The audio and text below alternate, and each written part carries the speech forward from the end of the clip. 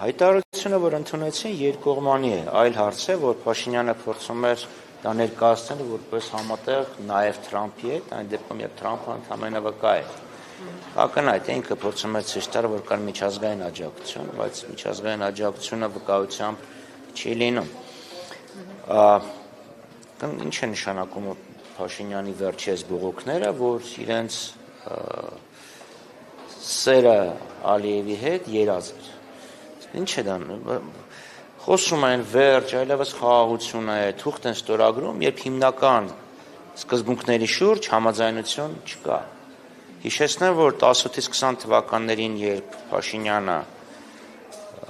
հասարակությանը մոլորեցնելով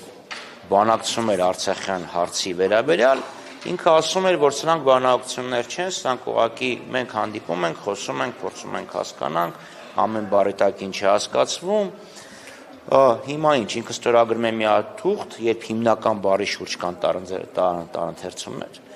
Ալիևը հասկանում է մի բան, ինքը հասկանում է ուրիշ բան, Թրամփը խոսում էր 90 հնարավոր 99 տարին, եւս 99 տարով երկարաձգելու մասին, ինչի վազեցին տենց հապշտապ ինչ որ թուղթ ստորագրեցին։ Եվ իլուր աշխարհի ասում են, թե վերջ մեր մոտ խաղաղությունը։ Նա խաղաղություն չի, քանի դեռ ադրբեջանցիները Հայաստանի տարածքի մի հատված օկուպացրել են, եւ երկրորդը ինչ խաղաղություն, եթե հակառակորդը դիմացի կողմը անընդհատ Հայաստանի նկատմամբ պահանջներ է ներկայացնում, անընդհատ Հայաստանին սպառնալիքներ է ուղղում եւ անընդհատ օրինակ հայ հասարակությանը վիրավորում է։ Պարոն Խաչատրյան, փախստականների վերադարձի թեման երբ հակում է, որ դա նույն ԵԽԽՎ-ում եվրոպական համայնքում,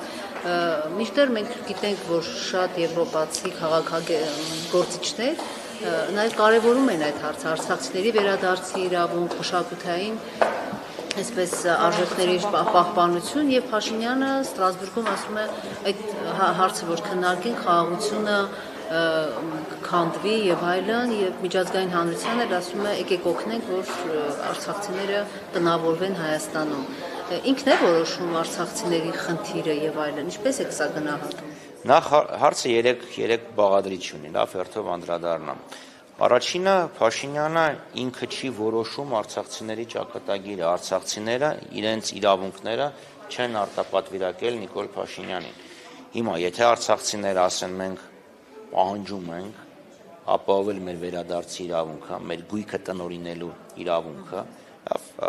Դեպ հենց դրա մասին էր հարցը նաև եվրոպացի պատվիրակություն։ Կար երկու ուրեմն միեդի երկու վճիռ կար Չիրագավան դեմ Հայաստանի եւ շահումյանցիների բողոքը դեմ Ադրբեջանի շահումյանցի փախստականները։ Հիմա եթե մարդիկ նույն դյումը ներկայացնեն եւ միեդը համարժեք համանման որոշում կայացնի, Փաշինյանը ինչ է անելու, պարտադրելու է, սպառնելու է, բանտարկելու է, որ մարդիկ չվերադառնան, կամ բանտարկելու է, որ մարդիկ իրենց հարցը չբարձրացնեն միջազգային եւ եվրոպական ատյաններում։ Երկրորդը, ինչքան կարելի է ասել, որ ինքը ինչքան զիջումների գնում է, դա ադրբեջանցիների մոտ ոչ թե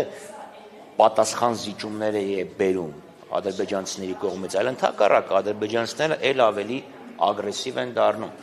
Ինքը հրաժարվում է խոսել, բարձրացնել արցախցիների վերադարձի իրավունքի հարցը։ Ես չեմ խոսում քաղաքական իրավունքների, մասնավորապես սեփական քաղաքական ճակատագիրը տնօրինելու իրավունքի մասին, ընդհանրապես խոսում եմ վերադարձի իրավունքի մասին, բայց մենք չենք տեսնում, որ ադրբեջանցիներն ասեն դե լավ է, դեպքում մենք էլ այսպես կոչված արևմտյան ադրբեջանցիների այսպես կոչված վերադարձի հարցը չենք բարձրացնելու։ Ադրբեջանցիք պահանջել են եւ շարունակում են պահանջել, եւ ես չեմ զարմանա, որ ինչ որ մի օր դա դառնա հերթական ֆորմալ պահանջը, ճիշտ այնպես, ինչպես ֆորմալ պահանջ է հանդիսանում սահմանադրության փոփոխությունը։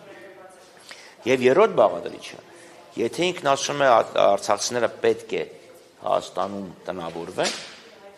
ինչ է անում, որ Ադրբեջանի ցեղասպան քաղաքականությունից մազապուրծ մեր հայրենակիցները Հայաստանում կարողանան բարեկեցիկ կյանքով, բարեկեցիկ եւ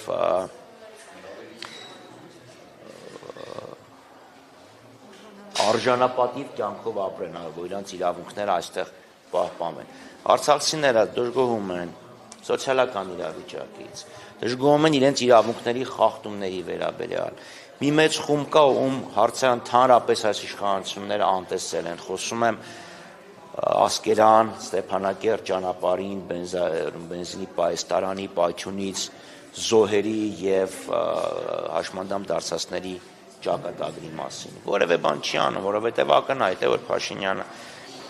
մի քաղաքականություն է իրականացնում, թույլ չտալ, որպեսզի արցախցիները կոմպակտ ապրեն Հայաստանում եւ իրենց իրավունքները պաշտպանեն։ Եվ դրա համար որևէ քաղաքական իրավունքների հետամուտ չի լինում, սոցիալական խնդիրներն էլ չի լուծում։ Պարոն Խաչատրյան, ԿՊ-ն շարունակ խոսում է Թրամփի շնորհիվ հաստատվեց խաղաղություն եւ այլն եւ այլն։ Բայց Թրամփը նույնիսկ Փաշինյանի անունը չի հիշում, Հայաստանն ասում է Ալբանիա, Փաշինյանին այն տղան, ինչու է այդպես։ Դա այդ հարցը պետք է ուղղել ԿՊ-ականներին, բայց այդ կեղծիքների շղթան սկսեց այն ժամանակ, երբ իրենք վարչապետի կայքի վրա ուղղակի աղճատեցին փաստաթղթի էությունը։ Կնում եմ, փաստաթուղթը անգլերեն տարբերակը կոչվում է Հայաստանի Հանրապետության վարչապետը եւ Ադրբեջանի Հանրապետության նախագահի համատեղ հռչակագիրը ընդունված Վաշինգտոնում անցկացված հանդիպման արդյունքում։ Փաշինյանի կայքում գրված է համատեղ հայտարարություն Փաշինյանի, Ալիևի եւ Թրամփի։ Թրամփը հանդիսացել է ընդամենը վկա։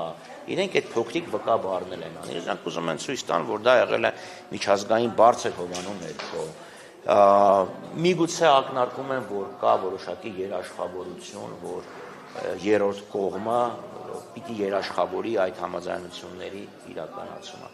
Բայց դա այդպես չէ։ Դա Ադրբեջանի ճնշման ներքո ընդունված փաստաթուղթ է։ Տեսեք, ասում են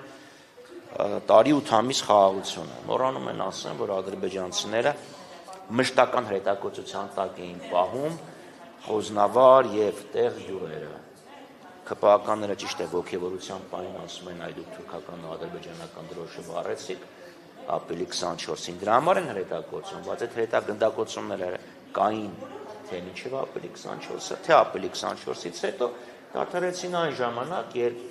Հայաստանի իշխանությունները ընդունեցին այսպես կոչված խաղաղության համաձայնագրի ադրբեջանական խմբագրությունը։ Հետո ամեն ինչ տալիս է, դրա համար էլ չեն գնդակոծում։ Հենց փորձես ինչ-որ մի արդյունք մակադրվել, ելի կշարունակեն հրետակոծել։ Այսինքն մենք ունենք անկայուն հրադադարի ռեժիմ, այլ ոչ թե խաղաղության ռեժիմ։ Բայց Փաշինյանը մանավանդ ինչքան մոտենում ենք ընտրություններին, պիտի անընդհատ շեշտի ասի բերել եմ խաղաղություն, ես չլինեմ կլինի պատերազմ, ինքը չի պետք է ասի, որ ձախողվել եմ նաև այս հարցում, ինչպես բոլոր հարցերում։